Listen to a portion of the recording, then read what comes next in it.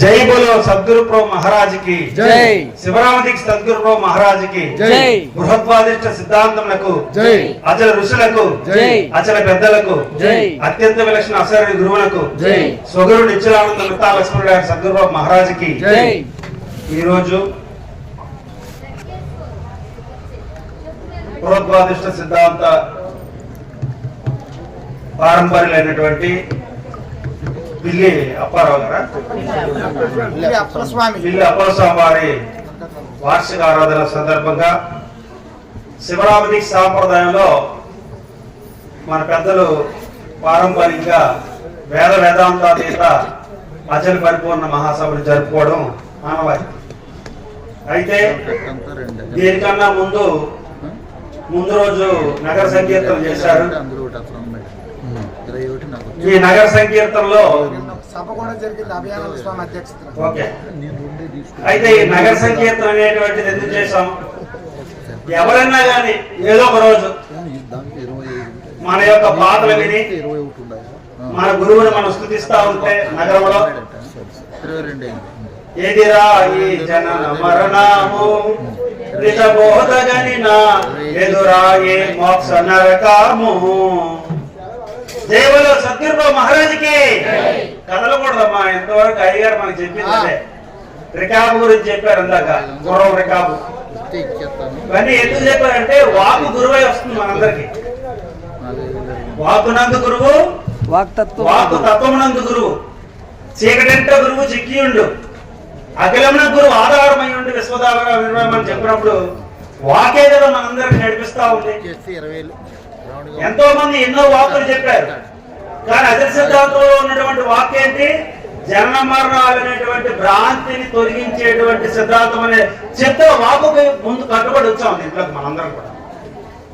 మరి నగర సంకీర్తన ద్వారా మనము మన గురువుని స్తుతిస్తూ మన గురువు గురించి పాటలు పాడుతూ ఏదిరా ఈ జనన మరణము నిజ బోధగలినా లేదురా ఏ మోక్షరకం అనేటప్పుడు ఎవరో ఒకరు వింటారన్న ఊర్లో ఒక్కరైనా చైతన్య పడతారనే ఉద్దేశంతో ఒక భక్తులైనా ఆ భ్రాంతి మార్గం వదులుకొని మన అసలు మార్గంకి వస్తారని అయ్యగారు చెప్పినట్టు పార్టీ ఒక్కటైనా పెరుగుతున్న ఉద్దేశంతో మనం నగర సంకీర్తన చేస్తాం. దాని తర్వాత ముందు రోజు విషయ నిర్ణయ సభ. వాస్తవంగా అతీత భావంలో నిర్ణయం నాసి సావల మన సిద్ధాంతం, కానీ అభ్యాసులు ఉన్నారు కాబట్టి ఒక విషయాన్ని నిర్ణయం చేసి ఆ విషయం పట్ల అవగాహన కలిగించిన విషయ సభ. ఆ విధంగా నిన్న ఒక సభ జరిపాం. అదే విధంగా మేల్కొల్పులను పెట్టుకున్నాం. ఇవన్నీ కూడా ఏ మార్గస్తుని అచల మార్గంలో లేకపోయినప్పటికీ కూడా దీంట్లోకి వచ్చేటువంటి వారు భక్తి మార్గం నుంచి కొంతమంది, జ్ఞాన మార్గం నుంచి కొంతమంది, యోగ మార్గం నుంచి కొంతమంది, ఇవన్నీ తెలిసి కొంతమంది, వేదోక్త మార్గం నుంచి కొంతమంది, ఇట్లా అనేక రకాలైన మార్గాల నుంచి వస్తారు. అందుకు కృష్ణ ప్రభువు చూసి మది తెలిసి శిష్యుని ఆశముకి తగిన బోధ అతనికి తెలియజేసి ముదమందు చేసే దేశకుడే ముక్కిడచ్చు తెలుసుకోబోయి కలి అత్తగాడిని కలుసుకోబోయి అన్నాడు. అయ్యగారు ఏదైనా ఇందాక మన సిద్ధాంత పట్ల అభిమానంతో మనం ఏదో పెంచుకుందాం అనుకున్నాడు, కానీ దీన్ని పెంచుకోవడానికి తుంచుకోవడానికి కుదరంది. ఎందుకంటే శివరామకృష్ణ గారు కోటి ఒకడు ఉంటాడో లేదో ఈ సిద్ధాంతం అని చెప్పాడు. మనం ఎంత పొంచినా మంది పెరుగుతారేమో కానీ అతీతమైనటువంటి వాడు పెరగలేడు. ఎందుకంటే పరిపూర్ణ బోధను ఎరిగించుండినా ఎరిగాకే మరిగేది కొందరు. ఆ కొందరులో మనందరం ఉంటాం చాలా వరకు. లేనేకను బయలుదేరిన లేనే లేదనక ఇతరులు ఏర్పలికి ఇతరులు అంటాడు, కొందరు అంటాడు, కొందరు ముద్రలు కనబడిన అంటాడు. ఇలా కొందరు ఇతరులు కొందరు అనే మాట అత్యధికంగా వాడతారు అయ్యగారు కృష్ణప్రభు గారు. కాబట్టి మేల్కొల్పుల ద్వారా ఏం చేసాము? జీవా మేలుకో జీవా మేలుకో జీవా మేలుకో అంటే నిద్రపోయి ఉంటే దాన్ని మేల్కొల్పుతా ఉన్నాం. ఎక్కడ నిద్రపోతా ఉన్నాడు? అనాత్మ జాడ్యంతో కొట్టుమిట్టాడి ప్రపంచంలో ఉన్నటువంటి ధనకనక వస్తువాహనాలతో నిద్రపోతున్నాడు. కాబట్టి అయ్యా అది నీ నిజస్వరూపం అది కాదు, జీవా మేలుకో అని మేల్కొల్పుల ద్వారా మేల్కొల్పు చేస్తాం. తర్వాత గురుగీత పారాయణం చెప్పాం. ఎందుకు? శివుడు పార్వతి గురువుని పూజిస్తున్నారు, అంత గొప్పడైనటువంటి వారు గురువులు వారికే ఉన్నారు. అష్టదిక్పాలకులు అనంతకోటి దేవతలంతా శివుడికి పూజ చేస్తుంటే శివుడు మరి గురువుకు పూజ చేస్తున్నాడని మన తెలియడం కోసం స్కాంద పురాణంలో ఉన్నటువంటి కొంత భాగాన్ని తీసుకొని గురుగీతగా మలిచారు.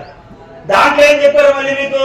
అఖండ మండలాకారం వ్యాప్తం ఏన చరాచరం తత్పదం దర్శతమేన తస్మై శ్రీ గురువే నమః అన్నారు. ఇది జ్ఞాన శ్లోకం, పరిపూర్ణ శ్లోకం కాదు. పరిపూర్ణ శ్లోకం ఇంత లోపల చదివారు. ఏమని? యాక్చువల్ శంకరాచార్యం చేశారు అంటారు కొంతమంది. కానీ అది చూస్తే అంటే కొన్ని విషయాలు ఎట్లుంటాయంటే, విశాఖపట్నంలో నేను మా మిసెస్ బంగారం కొందామంటే 2-3 సార్లు ఆవిడ అభిప్రాయంతో వెళ్ళారు. పక్కనే వజ్రాల షాప్ ఉంది, పైన లలితాలోని వజ్రాల షాప్ పైన ఉంది. వజ్రం 15 రూపాయలు కూడా దొరుకుతుందని ఆ షాపులో పోము. అట్లా పరిపూర్ణ బోధకులు ఎవడు రాలేడు. తనకు అన్నయ్యను తమ్ముడైన ఎంత పీడించిన పరిపూర్ణంగా చెప్పొద్దంటాడు పండితారాజ్య పండితాడు. పండితుల చేత ఆరాధించబడ్డాడు. పాండిత్యం సర్వమైనటువంటి వారు పండితారాజ్య పండితవరం సార్. మళ్ళీ ఇలా చెప్తూనే జన్మమరణం చదువునట్టు చెప్తూనే కృష్ణభూముల గంధపద్యాల్లో సాధారణ ధరకు ఈ బోధన ఈ ధర మనవులు పిలిచాడు, కండిషన్ ఇచ్చాడు కాబట్టి. అయినా అపేక్ష పోక ఇంకా అయ్యగారు మన పార్టీని పెంచాలంటున్నారు. దేనికంటే అందరూ శాంతంతో ఉండాలి, నిజం తెలిసి బ్రతకాలి. సాంఖ్య పాఠం ఉంది, సాంఖ్య పాఠం చదువుతున్నారు, ప్రాక్టికల్ నాలెడ్జ్ ఉంది దాని సాంఖ్యలో. ఆకాశానికి దాని కర్మ ధర్మాలు చెప్పారు. ఆకాశం బయలు ఉంది ధర్మం, బయలు ఉంది. ఒక అమ్మలోకి వచ్చి నీకు చదువులేదో చెప్పింది, నువ్వు దానికి అవకాశం ఇచ్చావు. నువ్వు అవకాశం ఇవ్వకపోతే అది ఇంకో చేర్చవు. ఎప్పుడైతే అవకాశం ఇచ్చావో ఆ అమ్మలకు చెప్పింది నువ్వు విన్నావు. నువ్వు బయలాంశం అయి ఉంటే వినవు, నీకు తెలుసుంటే నువ్వు వినవు. గురువు దగ్గర సంపూర్ణంగా బోధ విని ఉంటే కనుక దాన్ని కుమ్మించవు. పూర్వకంపున అహంకారం పొందుపరిచి కుంభకంపులు చేరినంతనే సకారంపుడు చూసి వాళ్ళు తెలియవలని మన సీతారామాంజనేయ సంవాదం లాంటి పుస్తకాల్లో రాసుంటారు. అది వాస్తవాలు. వాటన్నిటికీ దాటినటువంటిది మీరినటువంటిది పరిపూర్ణ బోధ. అదే మనకి అధ్యక్షుల వారు అందరూ చెప్పాలనుకుంటారు పదే పదే. మీరు అది దాటకపోతే ఇక్కడికి ఎట్లా వస్తారు? అసలు ఈ సిద్ధాంతానికి మొట్టమొదటిగా పాంప్లెట్ ప్రింట్ చేసేటప్పుడు పూర్వకాలంలో పండితారాజ్య పండితవరం సంబంధించినటువంటి ఆ సిద్ధాంత శకామంలో రాసి ఉంటుంది. విద్యాంతం బ్రహ్మ విద్యాంతం వార్తికాంతం అగోచరం పూర్ణబోధ ప్రపక్షామి సునిశుష్వ మహోత్తమం. ఆయన శివరామేశ్వర్ పూర్వభావం ఉత్తరభావం రాస్తే పండితారాజ్య పండితవరం స్వామి పూర్వభావం ఉత్తరభావం అతీత భావం రాశారు. ఎంత గట్స్ ఉండాలి అసలు. మీరు గమనిస్తే పుస్తకం ఎవరైనా కానీ తనకి ఎంతో స్నేహితుడైనా తన భార్యతో పడుకోబెడతాడు అడుగుతాడండి. అసలు ఎంత జుగుప్సుగా ఉంటుందా మా పదం. అట్లా పరిపూర్ణంగా చెప్పకూడదు అంటాడు. కండిషన్ చదవండి మీరు, సిద్ధార్థ శివమంలో రాసుంది.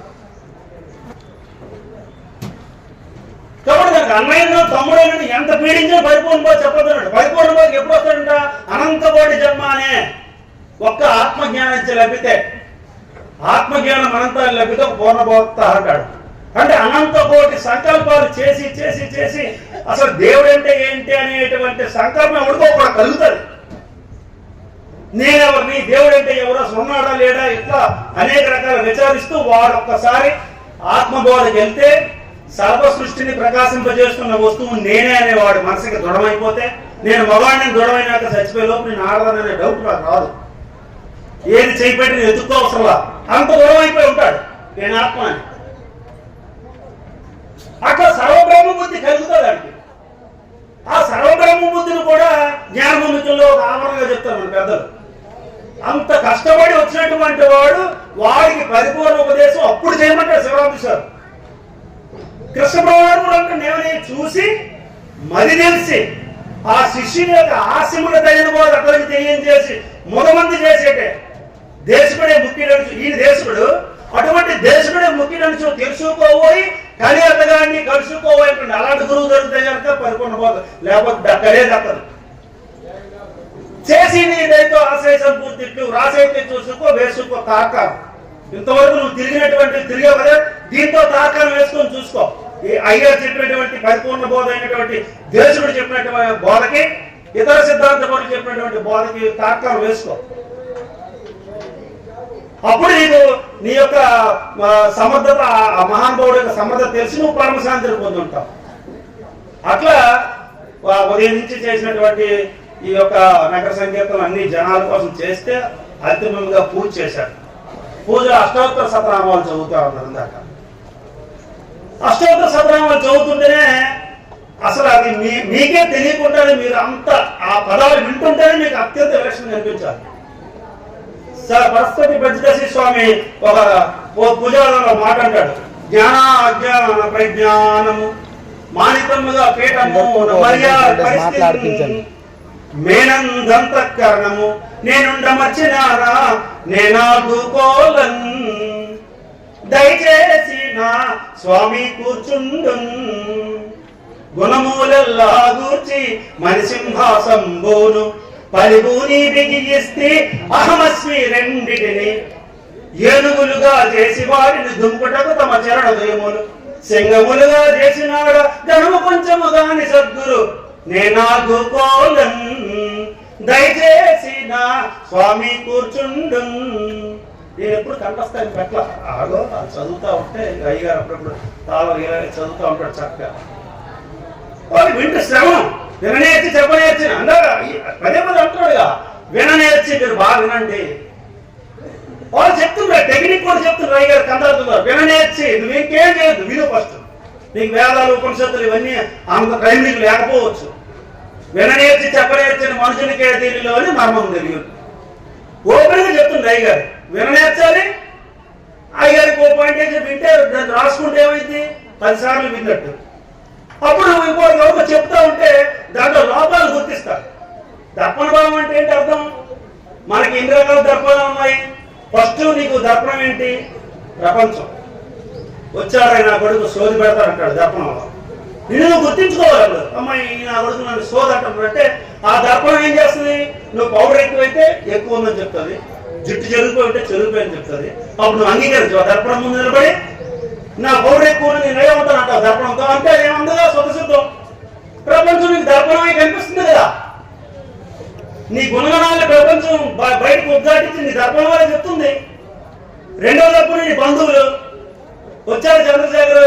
చంద్రశేఖర్ రెడ్డి, బ్రహ్మానంద రెడ్డి ఇద్దరు వచ్చారా, మన బంధువులు ఇద్దరు వచ్చారంటే పెద్ద మనకు తలకాయ 30 ఇట్లా ఏదో మనకు ఉన్నటువంటి దుర్గుణము సదునమైనటువంటి ఆ దర్పణంలో చెప్తా ఉంటారు. నువ్వు అహంకారంతో ఆ దర్పణం ఉన్నటువంటిది స్వతసిద్ధమైనటువంటిది నన్ను గుర్తించకపోతే ఆడితో పట్టాడు దిగుతావు. తర్వాత నీ భార్య పిల్లలకు దర్పణం. అందుకు శివరామేశ్వరు ఉన్న ఊరిలో గురువుని కొలిచేవాడు అందరికన్నా అతిశయుడు. దీక్షలో రాశారు స్పష్టంగా. అంటే నువ్వు ఎలా బతకాలో చెప్పారు శివరామేశ్వర దీక్షలో. సాధారణమైన భాషే, సరళమైన భాషే అందరికీ. అమ్మా లోపల అంతమంది సైలెన్స్ ఉండవు బ్రతలే. ఉన్న ఊరిలో గురువుని కొలిచేవాడు అందరికన్నా అతిశయుడు. తాను ఎలా జరుపుకోవాలంటే ఆ ఉన్న ఊరిలో దారాపుత్రాదులకు తల్లిదండ్రులకు విరోధం కాకుండా. సామాన్యమైన భాష కదా. ముందు నువ్వు నీ భార్య పిల్లలకి తల్లిదండ్రులకి ఈ పరిపూర్ణ బోధ తెలుసుకునే తరుణంలో, గురువు దగ్గర చేరే తరుణంలో ముందు ఆ విరోధం అవక బియ్యం అయిపోయిందని చెప్పింది మా ఆవిడ. గురువు గారు వచ్చారు బ్రహ్మానంద రెడ్డి గారు. ఎలా నేను చేయాల్సిన ఫస్ట్ పని ఏంటి? వాళ్ళకి ఈ పూటకి బియ్యం అందించి వెళ్ళిపోతే ఆవిడ మరి ఆ సంకల్పంతో ఉండదు, ఇబ్బంది పడదు. ఆవిడ ఇబ్బందిని మనం దూరం చేయాలి ఫస్ట్.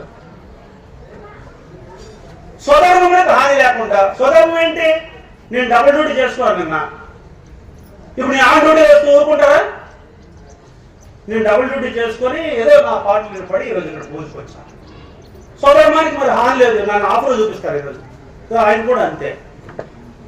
కాకపోతే ఆయన మీద ఒక ర్యాక్ ఎడగాల్సి ఆయన బ్యాగ్స్ చిన్నవాడు అంతే. అటువంటి స్వధర్మానికి హాని లేకుండా కులగురువులు నిందించక. చాలా మంది మనకి కులగురువులు ఉంటారు ఊళ్ళలో, వాళ్ళు నిందించకూడదు. ఆచారత్యాగం చేయొద్దు. ఆచారం మనకేదో ఆచారం ఉంటుంది. కొన్ని ఆచారాలు ఒక టవర్ కట్టుకొని పైకి ఎక్కి దేవుడిని తెచ్చడం, లేదంటే పసుపు బొడ్రాకి ఏవో ఆచారాలు చేసుకుంటారు. వాళ్ళు నువ్వు నిందించి అవి చెడు వద్దని నువ్వు అడ్డం పడవాక. నలుగురితో నారాయణ కులంతో ప్రపంచం ఉంటుందిగా. కృష్ణబాబు కోసం పరిపూర్ణంగా ఏమంటాడంటే జగనే దేవుడు ఎవరికి కనబడాడని ఏదో రోజు ఆడు కూడా అంటాడంట. దేవుడు ఎవరికి కనబడ్డాని. ఎందుకు కనబడ్డంటే వాడు చెప్తున్న ఆన్సర్ నామ రూప కర్మజనంలో గణగతనికి లేవని ఈ జనవాక్యం బయటకి ఎప్పుడు సహజం అంటారు, నేచురల్. మరి ఇది అన్నేచురల్ బోధ, అబ్నార్మల్ స్టేటస్ అంట మన బోధ. సాధారణ కల్పన ఈ బోధన ఈ ధర మానవులు పిలిచే అబ్నార్మల్ స్టేటస్ బోధ. అందుకే ఇది పండితారాజ్య పండిత సంవత్సరం వేదభాష రాజేవాడి ఇది ప్రత్యజ్ఞప్తి అయిన ఆత్మజ్ఞానం వంటిది కాదు. నువ్వు ఇన్ని రోజులు తెలుసుకున్నావు కదా, సర్వానికి నేను సాక్షిని, నాతోనే అంతా మేల్కొంటుంది, మరి నాతోనే సర్వం లైన్ అవుతుంది అని తెలుసుకున్నటువంటి నువ్వు ఆత్మ నీకు తెలిసినటువంటి గొప్పదైన వస్తువు నీకు తెలుసుకున్నటువంటిది, అన్నిటికన్నా అధిష్టానమైనటువంటి గురువు అనేది తెలుసుకుని నువ్వు తెలుసుకున్నది ఏదైతే ఉందో అటువంటి జ్ఞానం ఈ జ్ఞానం కాదు. ఇది ప్రత్యజ్ఞప్తి అయిన ఆత్మజ్ఞానం వంటిది కాదు, అద్వైతానందమైన బ్రహ్మజ్ఞానం వంటిది కాదు, తూష్ణీమౌన నిష్ఠయైన వార్తిక జ్ఞానం వంటిది కాదు. తూష్ణీమౌన నిష్ఠ అంటే అర్థం ఏంటమ్మా? మీరు ఎక్కడైనా చూడండి, మన దగ్గర కూడా సభల్లో, మరి అయ్యగారు ఎప్పుడైనా చూసాడో తెలియదు నాకు, పెద్దవాళ్ళు చూసే ఉంటారు. వారు తూష్ణీమౌన నిష్ఠ ఉన్నటువంటి వారు ఏం చేస్తారంటే దృశ్యశూన్యం చేసుకొని కూర్చుంటారు. ఇక్కడ ఏదైనా ఒక డాక్ పెట్టుకుంటే మీరు సభలో మాట్లాడుతుంటే నేను సలహా ఇద్దాం అనుకున్నాను, మీరు జనాలు ముఖం చూడడం వల్ల మాట్లాడలేకపోతున్నారు. మీరు ఆ మూల ఈ మూల ఏదో ఒక చెట్టు ఆకులో ఏదో గుర్తు పెట్టుకొని మాట్లాడండి, మీకు అస్సలు భయం రాదు. మీరు మా మొబైల్ నెంబర్ చూసి మాట్లాడితే భయం వచ్చింది. మీరు వీళ్ళెవరిని చూడకూడదు. అట్లా వాళ్ళు తూష్ణీభావంలో ఉండేటందుకు ఏం చేస్తారు, దృశ్యశూన్యం చేసుకుని కూర్చుంటారు.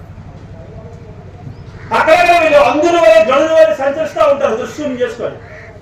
అది కూడా జ్ఞానమేనంట, అది జ్ఞానమేగా. అందువల్ల ఇది తూష్ణీభావం నిశ్చయం అటువంటి వార్తిక జ్ఞానం వంటిది కాదు.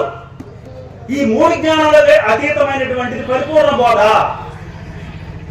అందుకు శివరామేశ్వర దీక్షలో ఒక దగ్గర జ్ఞానం బోధించేవాడు గురువు కాదంటాడు. ఎట్లా అర్థమైంది నీకు అంటే, ఎరుక బ్రహ్మం అని చెప్పే శంకరాచార్యులు, తెలివి బ్రహ్మం అని చెప్పే వ్యాసుడు. ఎరుక దేవుని రెండు ఎరగడమని విశ్వదాభిరామన్నట్టు ఏదైతే గుర్తెరిగే జ్ఞానం ఉందో ఆ జ్ఞానము ఒకరోజు ఖచ్చితంగా తత్వమసి ద్వారా బ్రహ్మం అయింది. తత్పరంగా ఉన్నది గుంపరమైన నువ్వు అసి అయి ఒక బ్రహ్మం అవుతావు. మరి అప్పుడు ఎరిగే కదా బ్రహ్మం అయినట్లు. అది బ్రహ్మానికి ఉన్నటువంటి క్వాలిటీస్ ఏంటి? బ్రహ్మం అనేది ఏంటి? అద్వితీయం. ఫస్ట్ దానికి ఉన్నటువంటి ముఖ్యమైన క్వాలిటీ ఏంటంటే రెండవది అటువంటి వస్తువు ఉండకూడదు. బ్రహ్మం అంటే అదే గొప్పదైనటువంటిది ఉండాలి. అటువంటి జ్ఞానం ఏదైతే ఉందో ఆ జ్ఞానాన్ని బ్రహ్మం అవుతావని అటువంటి బ్రహ్మ జ్ఞానాన్ని బోధించేటువంటి గురువు మన అసలు గురువు కాదు అంటాడు. మనం చేయమని చెప్పేవాడు గురువు కాదు, దేవతా భ్రాంతి బోధించేవాడు గురువు కాదు, విగ్రహ భ్రాంతి బోధించేవాడు గురువు కాదు. ఎన్నెన్ని ప్రాప్తం అని అడుగుతాడు. నిజ గురువు అయిన లక్షణ ప్రకరణ చదివితే మీరందరికీ అసలు గురువు ఇలా ఉండాలని అయ్యగారి తీర్మానం అనిపించింది. ఇందాక అభియానంద స్వామి వాళ్ళు మాట్లాడుతుంటే అదే అనిపించింది నాకు. అయ్యగారు కూడా ఒకసారి మాట్లాడతారు. మీ ఇద్దరం కూడా ఒక దగ్గర ఒక సభలో ఆయన ముగింపుగా నన్ను స్టార్ట్ చేయమన్నారు. అక్కడి నుంచి ఎవరండి అది సముద్రం, ఏ సముద్రం? రేపు నిజంగా అట్లా కళ పురుషుడు, కళ పురుషుడు వీళ్ళంతా ఇప్పుడు ప్రపంచంలో ఉన్నటువంటిది ముగ్గురు గుర్తుపెట్టుకోండి. ఒకరు కలవవారు, రెండు కలవరింతవారు, మూడు మేల్కొన్నవారు. అంతే, ముగ్గురే ఉంటారు. కలవారు, కలవరింతవారు, మేల్కొన్నవారు. కలవారు ఎట్టి పరిస్థితుల్లో సిటీపక్క వాసన కూడా చూడ్డాడు. ఏ సోది మాట్లాడుకుంటున్నారు అనేటువంటి వ్యవహారం ఉంటాడు. వాడి కోసం మన నగర సంకీర్తన చేస్తా ఉంది. ఎప్పుడైనా కలవ కుళ్ళుపడి పచ్చకొస్తాడేమో మన మన మన బాపాలుగా ఒక వాక్యమైన చెవులో పడి ఏది జన్మమరణాలు ఏమంటారు, ఏది ఇల్లు కూడా చావుపుట్టులు ఉండవా, ఏంది అసలు చావుపుట్టుకు లేదు దేన్ని అంటున్నాడు అనేటువంటి వాడు ఒక్కడైనా తారసపడ్డా. ఎన్ని నగర సంగీతం చేసుకుంటారు ఈ ఊర్లో. ఇది కాశీ నుంచి కాశీ రావడం ఒకటి వస్తుంది, అది అంగవైకల్యంతో పుడుతుంది. దాని ఒంటి మీద ఒక కాలు వస్తుంది, దానికి మాత్రం నంసాలు పెడతారు, అందరూ కూడా దండాలు పెడతారు. మీ బ్రహ్మానంద రెడ్డి గారి గురువు తీసుకున్న పోదాం మందరని ఒక్కడు నమస్కారం ఉంటుంది అంటారు. ఎవరైనా మన నమస్కారం ఒక్కకేమో తెలుసు గురులింగ జంగమనం పిక్కబట్టి ఒడిసి పీకునే కానీ అజ్ఞానికి ఏం తెలుసు సుజ్ఞాన మర్మము విశ్వదాభిరామ నిర్వహమంటారు వేమన గారు. కలెక్టర్ గారిని రోడ్డు మీద చూశాడు, కలెక్టర్ అని తెలియదు, పక్కన కూరగాయలు కొంటాడు, లేవా పక్కటాడు. అదే కలెక్టర్ ఆఫీస్ చూస్తే వీడు 60 ఏళ్ళ ముసలోడైనా నమస్కారం అయ్యారు కలెక్టర్ గారు అనాల్సిందే. నీటిలోని మోసం ఇక్కడ ఏడుగురు పట్టు బయట కుక్క చేత బంధపడు స్థానబలం అక్కడ కలెక్టర్ స్థానబలం కానీ తనబలం కాదురా విశ్వదాభిరామ మాట్లాడు రాముడు గారు. అందుకు శివరామకృష్ణుడు నిజగురు లక్షణ ప్రకారం అని అంటాడు, నిజగురువు బోధ చేస్తా ఉంటే మందికి మహాబాధ అంటాడు. శివరామకృష్ణుడు ఏ భావంతో ఎవరిని అల్లా, కృష్ణప్రభు గారు కూడా ఏ భావంతో ఎవరిని మాట్లాడట్లా. సౌండ్ ఎక్కువ వస్తుందా? సరిపోయింది. కృష్ణప్రభు గారు ఏ భావంతో కొందరు ముద్రలు కనబడినందరూ టైం చూసుకోమంటున్నారేమో. కొందరు ముద్రలు కనబడినందరూ అంటాడు అంటే ముద్రల మీద కోపంతో మైక్ వాయిస్ కాస్త ఉందని వినపడిద్దిలే. ఇది కానీ ఇది కానీ వీళ్ళకి మైకులు పడలేదు వీళ్ళకి. ఇప్పుడు కొందరు ముద్రలు కనబడినందరూ అంటాడు అంటే ముద్ర వాళ్ళ మీద ఉన్నటువంటి ఏ భావంతో కాదు, అది నిన్ను జాడ్యంలోకి మళ్ళీ నెట్టేసిద్ది. కొందరు భజనే లెస్స, ఉదయం సాయంత్రం భజన చేసుకుంటూ చాలంటారంట. ఇవన్నీ ఎరికే సుమి, వీటితో నీకు పని సుమి అని అడిగాడు. మరి ఆ పని నువ్వు మానుకుంటానంటే ఇటువైపు రా, లేదా అదే నాకు పని అంటే అటువైపు ఉండు. ఆ గట్టును ఉంటావా నాగన్నా, ఈ గట్టును ఉంటావా అది అంటాడు కదా. వాళ్ళు పాటల ద్వారా కూడా మనకి పూర్వం ఉన్నటువంటి మనసుకు ఎవరు ఆచార్య యాత్రే గారు. నా హృదయంలో నిదురించే చెలి, కలలనునే కవ్వించే సఖి, వయూరి వై మయారి వై నేడే నటనమాడినావే నన్ను దోచినావే. నా హృదయములో నిద్రించే చెలి అని ఆయన కావితో ఆయన అంతఃకరణలో, అందాక అంతఃకరణ గురించి మాట్లాడుకున్నాం, ఆయన అంతఃకరణలో మేల్కొని రాసుకున్నాడు. వాళ్ళేదో సినిమాకు దాన్ని తెలుసుకున్నారు. నేను లేక నీవు లేవు, నీవు లేక నేను లేను, నేను ఈ జగమే లేదు అయిపోయిందా అంటే కవిత గొప్పతనం అది. కవి ఎక్కడ విచారించి రాస్తున్నాడు దాన్ని, ఇలేమో సినిమాలో చూసుకుంటుంటుంది దాన్ని.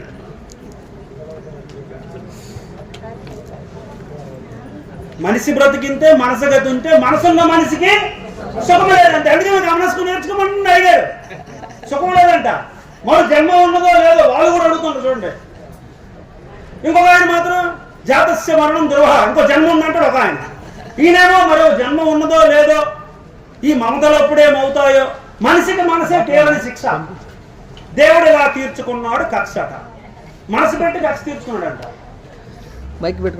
వేద పాండిత్యం తెలిసినటువంటి గొప్ప మహానుభావుడు కూడా పిలిచి కృష్ణప్రభులు గారు దేవుణ్ణి నిన్ను ఎరగవు అంటాడు. వాడు డమాల్. అయ్యగారు చెప్పినటువంటి సాధన చతుష్టయాలు అయిపోయింది, సాధన సంపత్తి అయిపోయింది, నేను బ్రహ్మానని సర్వబ్రహ్మ బుద్ధి వచ్చింది, బోధప్రద వైరాగ్యం వచ్చేసింది, నిత్యానికి వస్తువేగం తెలిసింది, చతుర్వేద యోగాభ్యాసం తెలిసాయి, చిద్వత్ సాక్షాత్ గారు బ్రహ్మాంగం అయింది. అందులో జడులో సంచరించే తూష్ణిభావాన్ని పొంది వచ్చినటువంటి వాడిని దేవుడిని నిన్ను ఎరగమంటాడు. స్వామి నన్ను నేను ఎరుగుతుంది స్వామి, నేను ప్రజ్ఞానం బ్రహ్మ. ఎట్లా ప్రజ్ఞానం బ్రహ్మ నేనంటే చెప్తాను నేను, కావాలి నీకు ప్రాక్టికల్. నాలాంటి జ్ఞానము చెట్లకు ఉంది. ఒకే పొలంలో మిరప చెట్టుని నాటాను, నిమ్మ చెట్టుని నాటాను, చెరుకు చెట్టుని నాటాను, మిరప చెట్టుని నాటాను. ఆ ఏరులో ఉన్నటువంటి ఎరుకు చేత నిమ్మ చెట్టు నిమ్మకాయలే తీసింది, స్వతసిద్ధం. అంతకన్నా మించిన పరిమిత జ్ఞానం ఉంది. చెరుకు చెట్టు తీపిని మాత్రమే సేకరించింది, మిరప చెట్టు కాలాన్ని మాత్రమే సేకరించింది. అంత పెద్ద తోటలో, చెరుకు తోట మధ్యలో ఉన్నటువంటి ఒక్క మిరప చెట్టు స్వీట్ ని సేకరించలేకపోయింది. ఎందుకు? పరిమితమైన జ్ఞానము. దానికి ఉన్నటువంటి ఏ జ్ఞానము? పరిమితమైనటువంటి జ్ఞానమే ఉంది. నీ నాలుగు బయటికి తీసావు, నిమ్మకాయ పిండితో పులుకొన్నావు, మిరపకాయ ఇస్తే కారం అన్నావు, బెల్లం వేస్తే తీపి అంటున్నావు. సర్వజ్ఞానాలు గుర్తెరిగే ప్రజ్ఞానం ఉందా లేదా నీకు? కాబట్టి మన పెద్దల యొక్క అభిప్రాయం ఏంటి? ఈ బోధకు ఒక క్రమం ఉంది. వచ్చినటువంటి శిష్యుడు ఒక క్రమబద్ధతగా దీన్ని తెలుసుకోవాలి. ఆత్మబుద్ధి సుఖం చేయవ, గురు బుద్ధి విశేషిత, పరబుద్ధి వినాశాయ, స్త్రీ బుద్ధి ప్రాణాయ. తన యందు తనకి ఆత్మానాత్మ సుఖమే ఆత్మసుఖము కానీ మరొకటి ఆత్మసుఖం కాదంటాడు.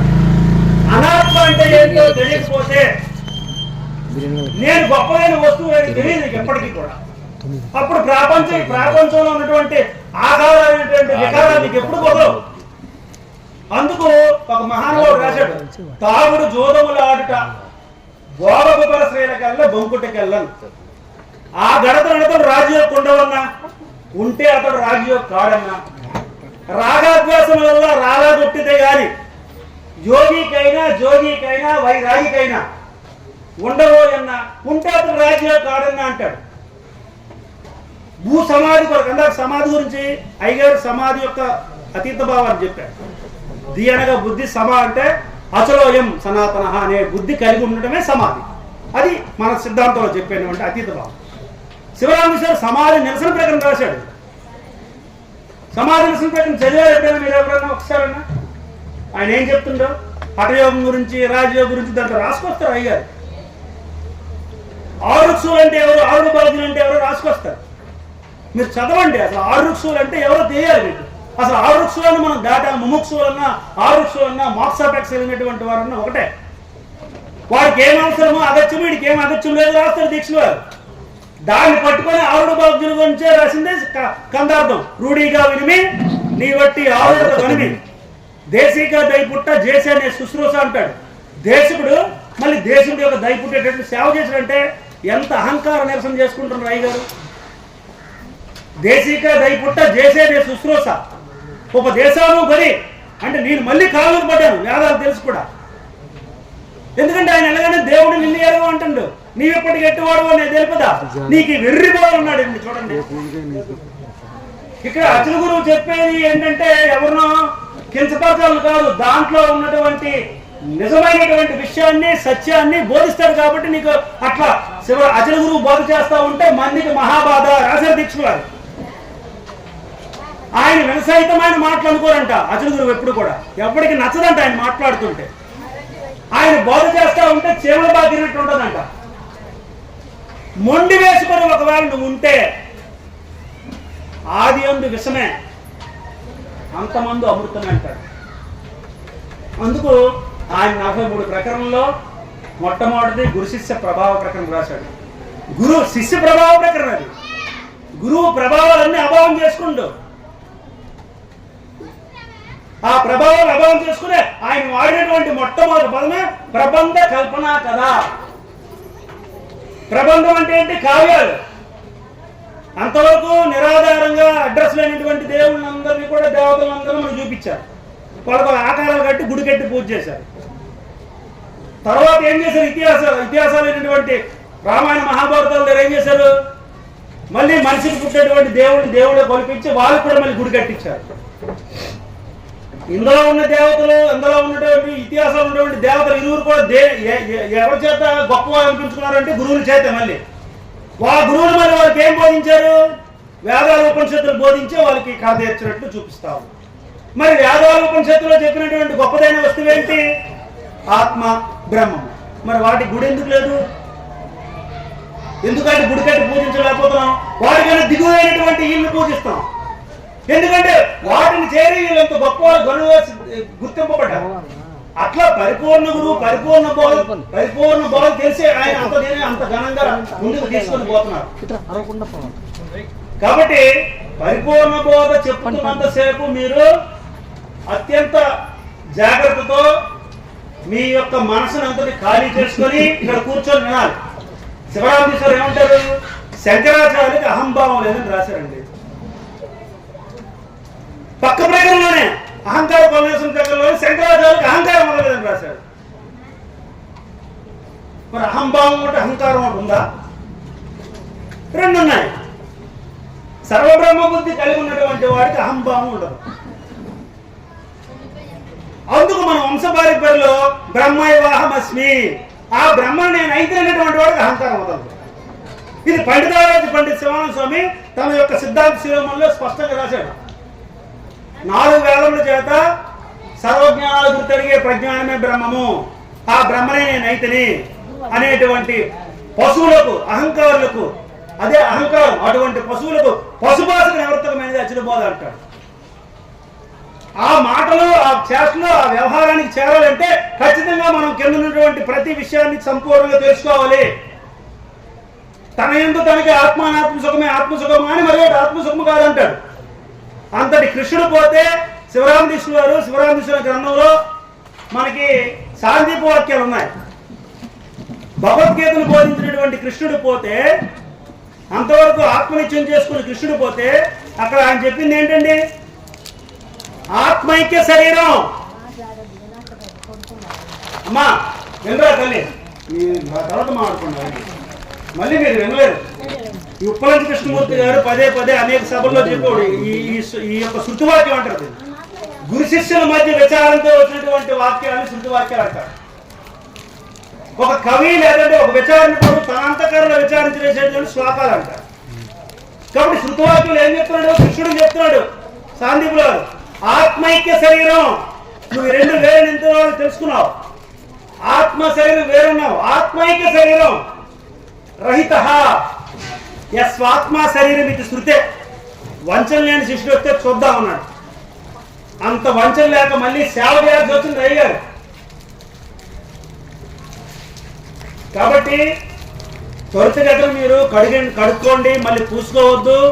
లేనిరికని బయలుందని లేనే లేదనక ఇతరుల పనులు మీరు చేయకండి. లేనిది కలదని పెద్ద పని లేనే లేదనక సిగ్గులేదు నీకు. వెనక ఈ చీకాకు నీకేలా? మేనందు అశుద్ధము తానొద్దు పని. ఉపమానం చూడండి ఎట్లాంటిదో. మేనందు అశుద్ధం అంటే తన లెటర్ని ఎవడైనా తన ఒంటికి పూసుకుంటామా? అసలు కళ్ళ కూడా పనిచేయదు. కానీ ఆయన ఉపమానాన్ని ఎంత గట్టిగా స్ట్రాంగ్గా చెప్తున్నాడు మనకి. మేనందు అశుద్ధము తానొద్దు కొని తిరిగి పూని కడిగిన రీతో సిగ్గు ఇంకా వెనక ఈ చీకాకు నీకేలా అంటాడు. పరిపూర్ణ బోధను ఎరిగించి చుండిన ఎరికాకే మరిగే కొందరు అంటాడు. ఇక ముగించమని అధ్యక్షుడు వారు నాకు చెప్తున్నారు కాబట్టి మీ అందరికీ తెలియాల్సిన విషయం ఏంటంటే, గృహద్వాదిష్టం అనేటువంటి సిద్ధాంత గ్రంథాన్ని శివరామకృష్ణ రాసిన తర్వాత ఆ గ్రంథాన్ని అనుసరించి తర్వాత తరంలో వచ్చినటువంటి పెద్దలు ఎవరు కూడా ఆయన యొక్క ప్రథమ శిష్యులైనటువంటి కంబల అప్పర్వ మంత్రి గారు కానీ, రాయచూరు రామలింగారులు కానీ, ఒల్లూరి కృష్ణమాచార్యులు గారు కానీ, అమరావతీశ్వరులు గారు కానీ, వారి పేరు మీద మనకి ఎక్కడ గ్రంథాలు కనపడాల. వాళ్ళు ఎవరైనా గ్రంథాలు రాశారు స్వామి, వాళ్ళెవరు గ్రంథాలు రాయరా. తర్వాత తరంలో ఒక నిమిషం స్వామి, మీరు ఒక్కసారి మీకు అర్థం అవ్వాలి. శివరామేశ్వర బృహద్వాదిష్టాన సిద్ధాంత గ్రంథాన్ని తన శిష్యుల కోసం రాసి ఆ బాధ చేసిన తర్వాత ప్రథమ శిష్యుడు ఎవరు? కంబూరి రప్పబ్రహ్మ మంచివాడు. ఎలా తెలిసింది మనకి? అది కృష్ణదేశ ప్రభువు చెప్తే తెలిసింది. కంఠార్థంలో శ్రీమించిన అచరబోధను ఏ మహనుడి చేసే అగజంలో భూపైన సుజుల కొరకు, అంతే, దుర్జనుల కొరకు కాదు, సుజనుల కోసం అయితేనే శ్రీమించిన అచరబోధ. రాముడు కనవై శివరామ దీక్షుడు తలచి అప్పారావు గుణతతులను మా గురువు గారి పేరు ఆ విధంగా చెప్పుకొస్తుంది ఆయన. ప్రేమతో గోడేనే భూమి నిర్జను పరశు రామ సీత రామ స్వామికి ముఖ్యం మా గురువు గారు ఆయన సుజున్ గారు. అటువంటి సుజున్నైనటువంటి కడుపును పుట్టాను కాబట్టి నాకు మళ్ళీ శ్రీమించి చేతులు కూడా వచ్చింది. ఎట్లా వచ్చింది? అదిగో పరిపూర్ణ మెరికలెట్టువో గురుముఖమున 2 లెస్స గుర్తెరిగి ఎరికని సరిపుచ్చుకోవాలి. ఎప్పుడైనా కానీ ఎరికని సరిపుచ్చుకున్న మృషి అని పరిశుద్ధపు గోడి ఇది పాటించి కనుక శివరాముని పద్ధతి అన్నాడు. ఎవరి పద్ధతి అంటుంది ఆయన? పరశురామ సీతారామ స్వామి పద్ధతి కానీ కంబరు అబ్రహం పద్ధతి అంట్లా. ఎవరి పద్ధతి అంటుండు? శివరాముని పద్ధతి ఇది పాటించుకన్నా, నేను కూడా పాటించుకున్నాను. కానీ నిన్ను కొంతమంది ఉన్నారు జాటీలు, మనతో పాటు ఉంటారు దొంగలు. శివరామేశ్వర రాశారు ఏమని? విద్యాతీతమైన మార్గం దొరలమని దొంగతనం చేత ఉంచుతుంటే సూచన చేయొద్దు అన్నాడు. 26 మందికి బాధ చెప్పొద్దు అన్నాడు. అట్లా కొంతమంది వచ్చి ఏం చెప్తారు? నరులు కొందరు బలికే. ఎవరి నరులు? సాధన సంపత్తిగా నరులు కొంతమంది, యోగ ముద్రలో కూర్చున్న నరులు కొంతమంది వచ్చి నిన్నేం చెప్తారంట? నరులు కొందరు బలికే ఎరుకాను మింగి పరిపూర్ణమయ్యామని. అంటే ఇది ఎవరి మాట? కృష్ణప్రభుల మాట, నా చంద్రశేఖర దీక్షల మాట? కృష్ణప్రభు చెప్పిన మాట. నరులు కొందరు బలికే ఎరుకాను మింగి పరిపూర్ణమయ్యామని మంచెరగగా చెరుటకై పాటించగలరా శివరాముల పద్ధతిరా అంటాడు. కాబట్టి శివరామ దీక్షవారి పద్ధతి ఆయన నేర్చుకున్నాడు కాబట్టి మనందరికీ చెప్పాడు, పరిపూర్ణ బోధను ఎరిగించి చుండెనా ఎరికాకే మరిగారు కొందరు అన్నాడు. కాబట్టి ఆ కొందరులో మీరు ఉండొద్దని, మీ అందరికీ పరిపూర్ణ బోధ సక్రంగా, ఎరుక బోధ పరిపూర్ణ బోధ రెండింటిని యొక్క తారతమ్యము క్రమము సక్రంగా తెలియాలని, గురువులందరూ కూడా కరుణ కటాక్ష వీక్షణాలు శివరామ దీక్ష వీక్షణంతో మీకు ఉండాలని ఆ సద్గములు కోరుకుంటూ, ఇంతటి గొప్పదైనటువంటి ఈ వేదాంత యొక్క అఖిల పరిపూర్ణ సభకు అధ్యక్షులైనటువంటి వారికి ఈ అవకాశం ఇచ్చినటువంటి ఆ పెద్దలందరికీ కూడా దాసందరూ తెలియపరుస్తూ, జై బోలో సద్గురు మహారాజుకి జై, సద్గురు మహారాజుకి జై, గోపాదిష్ట సిద్ధాంతములకు జై, అజయ ఋషులకు జై, సుగురు నిత్యానంద మిత్తాల లక్ష్మణుడి సద్గురు మహారాజుకి జై. మా నాన్నగారే మా గురువు గారండి, మా తాతగారు కూడా గురువు గారే. ఆ పారంపర్యంగా ఎట్లా మాకు కూడా అబ్బింది, సంతోషం. జై గురు.